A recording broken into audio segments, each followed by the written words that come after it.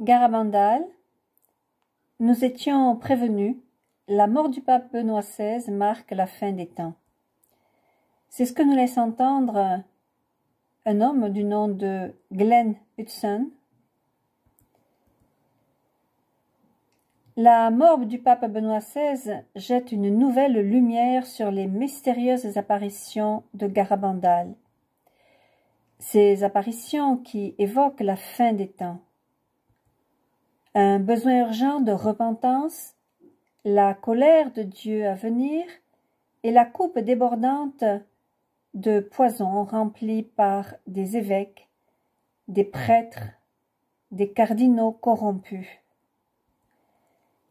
La mort du pape Benoît XVI a-t-elle déclenché cette prophétie malgré tous les signes avant-coureurs?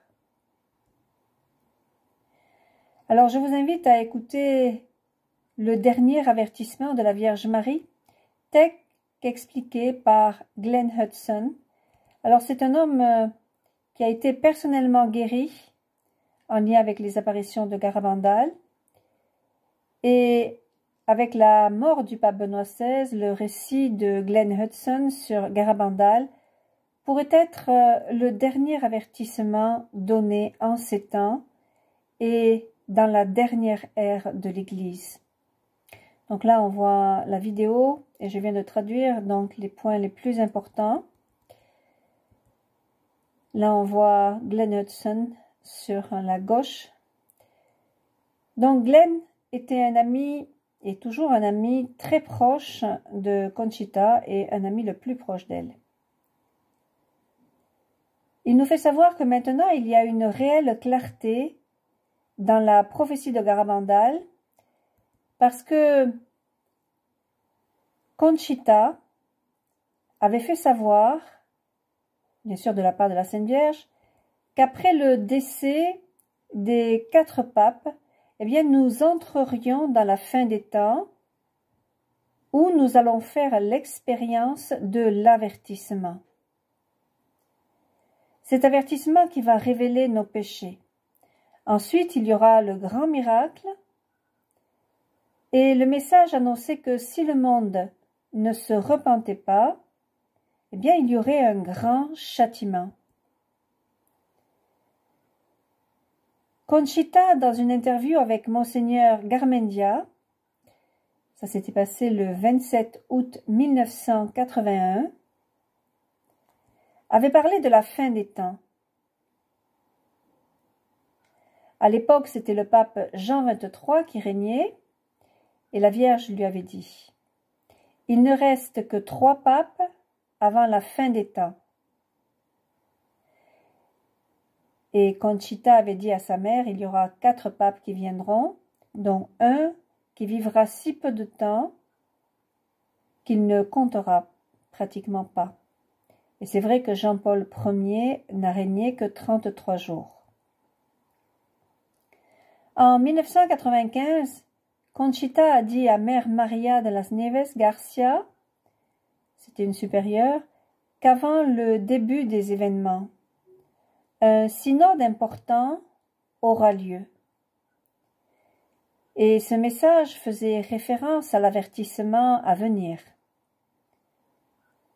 Notre-Dame l'a appelé une correction des consciences qui nous préparera au grand miracle.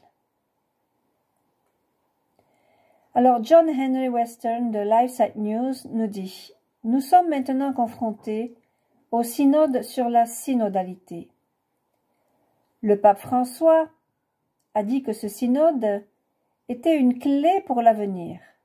La synodalité est ce que le Seigneur attend de l'Église du 3e millénaire.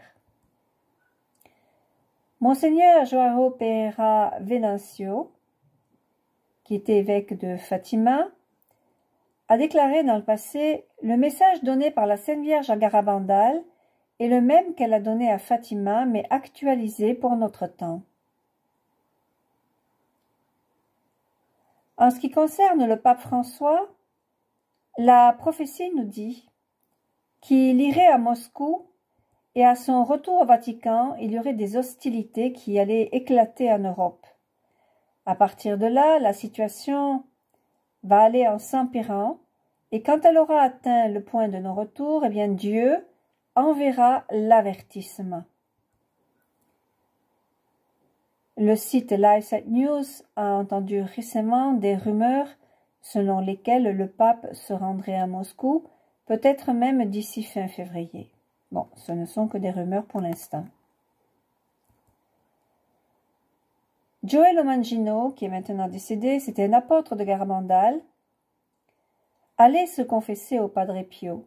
Et Padre Pio lui a révélé que les apparitions à Garabandal étaient vraies. Il y a un document dans lequel il est précisé que Padre Pio s'est rendu 5 fois en bilocation à Garabandal et qu'il a rendu visite à Conchita.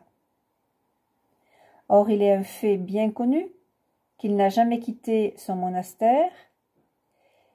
Et de plus, il a laissé à Conchita un de ses gants sanglants, son chapelet personnel et le voile qui couvrait son visage, ce qui valide fortement Conchita en tant que vrai visionnaire de Garabandal. Elle était aussi très proche de Mère Teresa. Conchita nous fait savoir que le grand miracle aura lieu moins de 12 mois après l'avertissement et sera annoncé 8 jours à l'avance. Toujours par Conchita. Ce grand miracle aura lieu un jeudi soir à 8h30. Lors d'une interview, elle a dit que le miracle aura lieu entre les mois d'avril et de juin. Elle en connaît la date exacte, mais elle ne connaît pas la date exacte de l'avertissement, uniquement celle du grand miracle. Pendant l'avertissement, le temps sera arrêté et Dieu va permettre à chacun de voir son âme et ses péchés comme lui les voit. Ce n'est pas simplement les péchés que nous avons commis, mais la gravité des péchés que Dieu va nous montrer, tel que lui voit cette gravité. Il va nous montrer nos péchés d'omission. Il y a des fautes que nous avons commises dont nous n'avons peut-être pas conscience. Et Dieu va nous les montrer et comment elles l'ont blessé et ont blessé les autres. Glenn Hudson nous dit que ça va être un peu terrifiant pour chacun d'entre nous, mais surtout pour les gens qui n'ont pas de foi ou pour les personnes athées pour lesquelles il faut prier.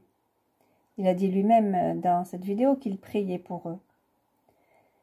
Glenn dit qu'il pense que les prêtres vont avoir beaucoup de travail avec la confession après l'avertissement. Et après l'avertissement, si les gens ne se convertissent pas en masse, eh bien Glenn nous dit qu'il craint que nous ayons à subir un grand châtiment afin de purifier le monde des incroyants. Après les événements, il y aura une ère de paix. En ce qui concerne le châtiment, Conchita a indiqué que ce sera pire que d'être enveloppé par le feu d'en haut et d'en bas. Alors Glenn Hudson nous dit « Je ne peux pas penser à une punition qui soit pire que celle-ci ». John Henry Western de LiveSite News nous dit « Il y aurait apparemment une conflagration mondiale, une sorte de guerre qui serait arrêtée par l'avertissement. Mais ce qui est difficile à entendre, c'est qu'après l'avertissement, il y aura un châtiment encore plus dur. » Conchita a toujours dit qu'il fallait vivre les messages. Elle insiste sur l'importance de la messe quotidienne, la communion quotidienne, la confession, la récitation du chapelet, la repentance et les mortifications. Dieu désire notre salut. Le but de l'avertissement n'est pas de nous faire peur, bien sûr, mais de nous rapprocher de Dieu et d'augmenter notre foi. Voilà, frères et sœurs, les quelques notes que j'ai prises de cette vidéo. Soyez 1000 fois bénis.